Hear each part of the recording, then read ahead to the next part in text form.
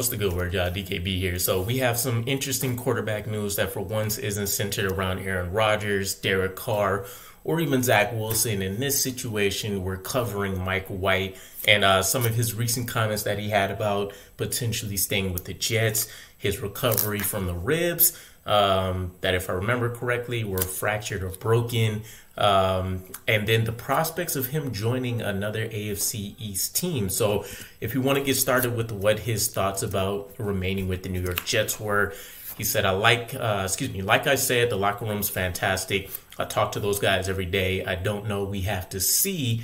Things in this league change so fast and situations are so fluid, and who knows what's going to happen when. I know how the NFL works, and I'm never going to take anything too personal, but I really like the Jets coaching staff. I really like that locker room, and I would love to be back.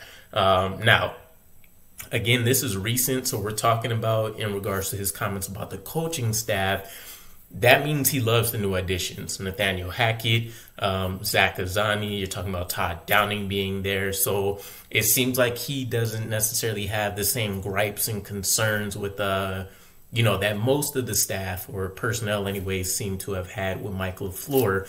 So I do find that interesting. Granted, Mike LaFleur did have those comments that went viral talking about, or at least, allegedly, he believes his offense was effective with every other quarterback other than Zach Wilson. There was a lot more to that, though. Apparently some inner turmoil about who wanted Zach versus who didn't, etc., etc. Either way, knowing that he still believes he can be in the fold is great. He also mentioned he is fully healthy, recovering from his rib injuries that he suffered. And I want to say he had somewhere between 3 and 6 ribs, either fractured or broken. Talked about it, being a little difficult to try to, breathe, laugh, coughing was a pain, different things of that nature. So it's good to know that he's already feeling like he's fully recovered. The next piece, though, is what I find particularly interesting. So it was brought up about him potentially joining the Miami Dolphins. And he says 100%.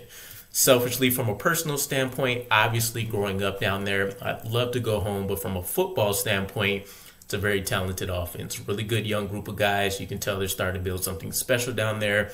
I would love to be part of it. And he's not lying. So there's a few things that stick out to me. For one, my assumption is that he was going to try to go to the absolute best place that would give him a starting role. Now, whether that would be within this immediate year or maybe a year down the line, this upcoming season or a year down the line, I think was what the difference maker to me was. Knowing that the Jets are going to acquire a veteran, that kind of stops all things right then and there. But the door is slightly cracked, right? He's taking a sneak peek. He's kind of gauging the interest. And so while I think he never sees the field if we end up getting a guy like Derek Carr, Aaron Rodgers could still open up the question about his long-term prospects of becoming a starter in the NFL. Now, as far as how the Miami Dolphins are factored into this, he does have a background in Florida. So that's where the connection is there. And he's not wrong, right? I find the Dolphins intriguing because I would expect that they'd be set at the quarterback position for the most point. You get a guy that you feel strongly about as a backup quarterback, but, generally you don't need to think strongly about the prospects of moving on from a guy like Tua. Not a guy that has elite traits in any one particular area, but when you want to talk about a man that can step in and run your scheme to absolute perfection, that timing-based offense that Mike McDaniels ended up operating out there with Tua at the helm, he did it better than any other quarterback. So I'm a little confused with, what they might end up trying to do this offseason. I heard rumors that, they may be trying to jump into the Aaron Rodgers negotiations as well. So maybe they don't feel as comfortable as, they like. Can't say I can necessarily envision Tua being a backup quarterback right now. But in regards to Mike White going over there, I do find it intriguing that he could see the field, right? We're talking about Tua, 2 concussions over the year. They ended up giving him a month on the second one effectively. to allow him some more time to recover. He had the hip injury before. He's kind of getting hit with that injury prone label, right? If you can crack him generally a couple times a game, generally he's probably going to need to come out. It's felt like. So maybe that's where the uncertainty with the Dolphins feeling they have a starting quarterback is. It's not from a talent perspective. It's more so from, we can't get this guy to stay on the field. And that's not necessarily due to lack of protection. They have a lot of great options on the line. They got the Cheetah. They got Jalen Waddle over there. Mike Gesicki. We'll see what ends up happening with him either moving on or being retained in free agency. And they have a defense that's pretty solid. So you're talking about all of the makeups of essentially what the New York Jets had, minus an offensive line, minus a quarterback. And so plug and play.